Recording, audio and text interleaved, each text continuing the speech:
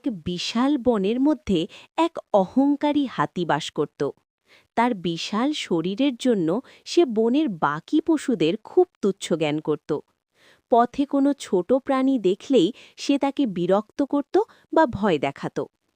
একদিন সেই হাতিটি এক ষাঁড় দিয়ে যাওয়া পিঁপড়েদের দেখতে পেল। সে অবজ্ঞার সাথে তার শুঁড় দিয়ে জল ছিটিয়ে পিঁপড়েদের রাস্তা ভিজিয়ে দিল। পিঁপড়েদের সর্দার প্রতিবাদ করে বলল, গজরাজ, আপনি কেন আমাদের মিছিমিছি কষ্ট দিচ্ছেন? আমরা তো আপনার কোনো ক্ষতি করিনি।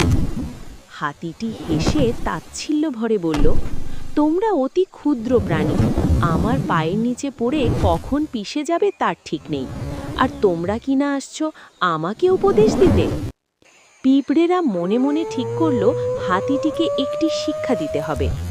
পরদিন যখন হাতিটি বনের এক ধারে শান্তিতে ঘুমাচ্ছিল, তখন একটি ছোট্ট পিঁপড়ে চুপি চুপি হাতির শুঁড়ের ভেতরে ঢুকে পড়ল এবং কামড়াতে শুরু করল।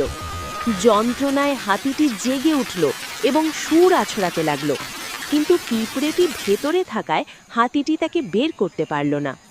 ব্যথায় অস্থির হয়ে হাতিটি চিৎকার করতে লাগল এবং ক্ষমা চাইল।